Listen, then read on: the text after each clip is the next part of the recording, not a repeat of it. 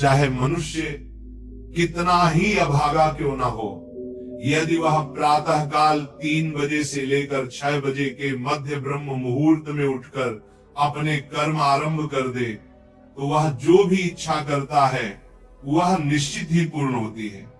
एक समय की बात है, माता पार्वती ने भगवान शिव से निवेदन किया, हे स्वामी, मैंने देखा है कि चाहे मनुष्य कितना ही दुर्भाग्यशाली क्यों न हो, यदि वह ब्रह्म मुहूर्त में उठता है तो उसके जीवन में सुख, शांति और सफलता स्वतः आने लगती है।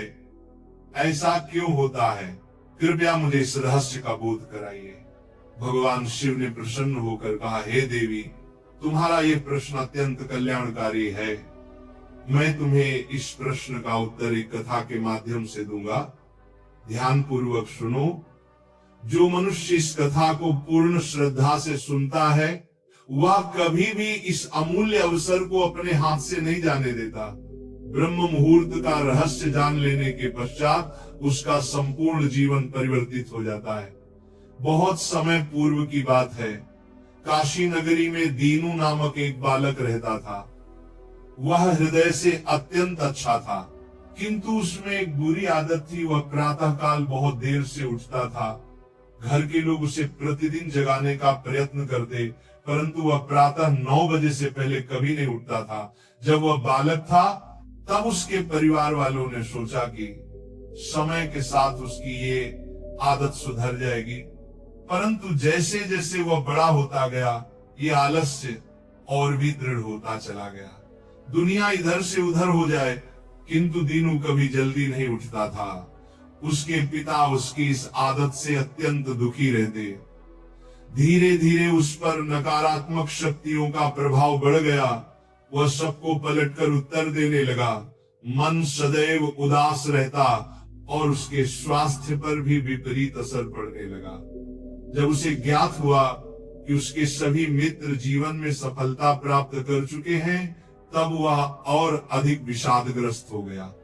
ईश्वर को कोसते हुए वह बार बार कहता, मेरी किस्मत ही खराब है, मुझे कुछ भी नहीं मिलता। परंतु उसके पिता ये भली भांति जानते थे कि उसकी असफलता का वास्तविक कारण उसका आलस्य और देर तक सोना है। एक दिन उसके पिता को एक महान सन्यासी के विषय में जानकारी मिली। उन्होंने निश्चय किया कि वे अपने पुत्र की समस्या लेकर उस सन्यासी के पास जाएंगे। वे उस सन्यासी से मिले, सब बात बताई। सन्यासी ने कहा, कल अपने पुत्र को मेरे आश्रम में ले आइए, मैं उसे एक उपाय बताऊंगा। पिता घर लौटे। उन्हें ज्ञात था कि यदि वे सीधे कहेंगे तो पुत्र तैयार नहीं होगा, अतः उन्होंने प्रेम पूर्वक कहा, बेटा, तेरे सभी मित्र सफलता प्राप्त कर चुके हैं, क्या तू सफल नहीं होना चाहता?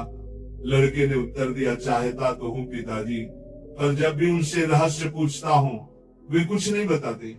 पिता मुस्कुराए और बोले, मुझे उस रहस्य का ज्ञान हो गया है कि वे सब सफल क्यों हो रहे हैं। लड़का उत्साहित होकर बोला, कृपया बताइए पिताजी। पिता ने कहा, कल प्रातः एक सन्यासी के आश्रम में जाना होगा। यदि तू समय से पहुंच गया तो वह तुझे ऐसा मंत्र देंगे जिससे तू सफल हो जाएगा, किंतु एक शर्त है। लड़के ने कहा, मैं आज रात्रि भर जागता रहूंगा और प्रातः ही सन्यासी से मिलने जाऊंगा। पिता बोले, ठीक है, पर उनकी आज्ञा का पालन अवश्य करना।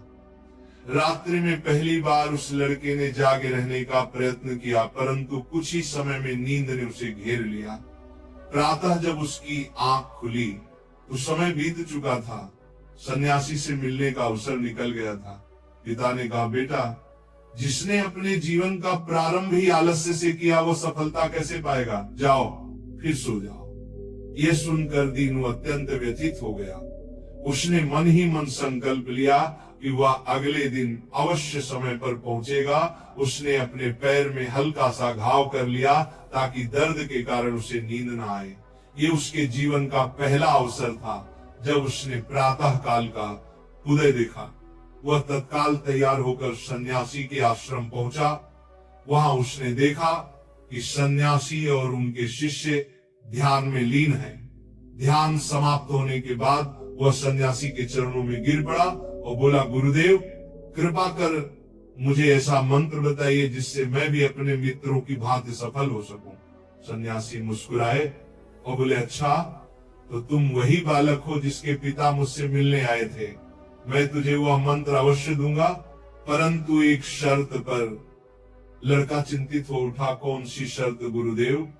सन्यासी बोले, तुझे अगले 21 दिनों तक मेरी आज्ञा का पालन करना होगा, तब मैं तुझे वह दिव्य मंत्र दूंगा। यदि बीच में तेरा संकल्प टूटा तो उस मंत्र का कोई प्रभाव नहीं रहेगा। लड़के ने दृढ़ निश्चय के साथ कहा, गुरुदेव मैं आपकी सभी आज्ञाएं स्वीकार करता हूं, अगले 21 दिनों तक मैं आपका दास बनकर रहूंगा। सन्यासी बोले, अच्छा कल से तेरा कार्य प्रारंभ होगा, तू यहीं आश्रम में रहेगा, ब्रह्म मुहूर्त में उठेगा, ध्यान करेगा और अन्य कार्यों में सहयोग करेगा। संकल्प दृढ़ रखना। पहले कुछ दिन सब ठीक रहा, पर 8वें दिन उसका संकल्प टूट गया। वह फिर देर तक सोया रह गया।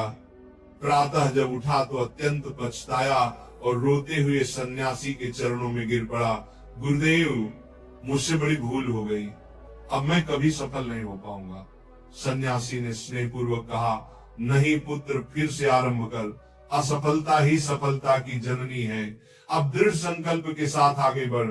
लड़के ने पूछा, गुरुदेव ब्रह्म मुहूर्त में उठना इतना आवश्यक क्यों है? यहाँ सब लोग इतनी जल्दी क्यों उठते हैं? तब सन्यासी ने उसे गूढ़ ज्ञान दिया। रात्रि को 4 प्रहरों में विभाजित किया गया है। पहला, रुद्र काल संध्या 6 बजे से 9 बजे तक। दूसरा, राक्षस काल रात्रि 9 बजे से 12 बजे तक।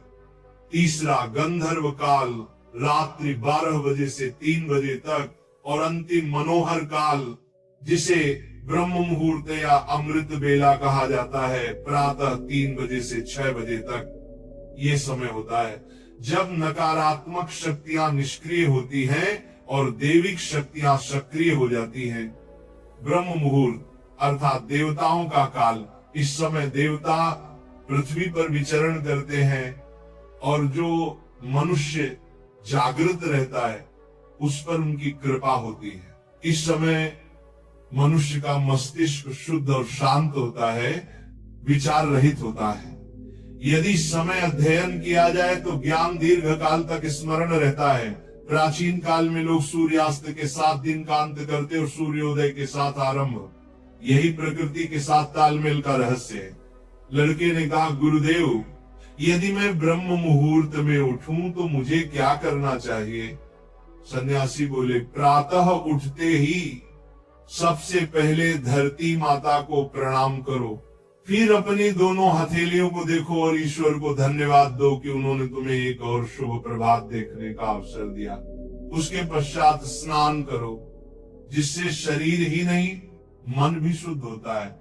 फिर ध्यान आरंभ करो। ब्रह्म मुहूर्त में ध्यान का काल अत्यंत शुभ माना गया है। यदि तुम किसी मनोकामना की पूर्ति चाहते हो तो उसी समय ध्यान में बैठो, रीढ़ और गर्दन सीधी रखो, सुखासन में बैठकर आंखें बंद करो और ध्यान आज्ञा चक्र पर केंद्रित करो, जो दोनों भौहों के मध्य स्थित है। श्वास को लंबा और गहरा लो, कुछ क्षण रोक कर रखो, फिर धीरे धीरे मुख से बाहर छोड़ो। इस प्रक्रिया को 3 से 4 बार दोहराओ। इस दौरान अपनी मनोकामना को मन ही मन दोहराते हुए अपने इष्ट देवता और गुरु का चिंतन करो। जब यह अभ्यास प्रतिदिन किया जाता है तो इच्छा अवचेतन मन तक पहुंच जाती है और शीघ्र ही पूर्ण होती है। यही आज्ञा चक्र की शक्ति है। उस सन्यासी ने कहा कि ब्रह्म मुहूर्त में किया गया संकल्प कभी व्यर्थ नहीं जाता। इस समय ईश्वर की कृपा विशेष रूप से प्राप्त होती है।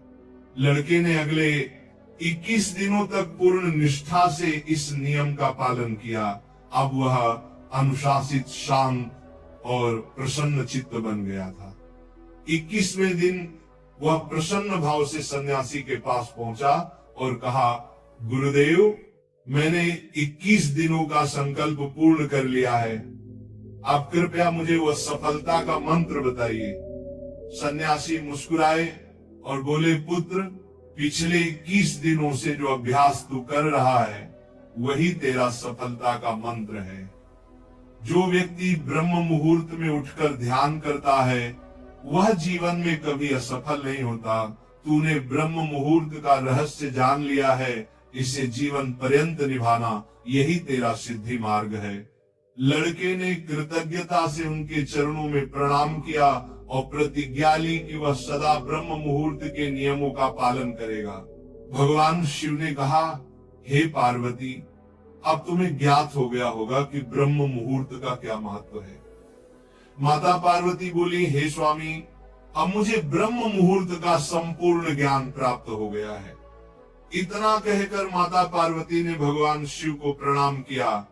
यदि यह कथा आपको प्रेरणादायक लगी हो तो इसे अवश्य दूसरों तक पहुंचाइए। ब्रह्म मुहूर्त में जागो, जीवन को दिव्य बनाओ।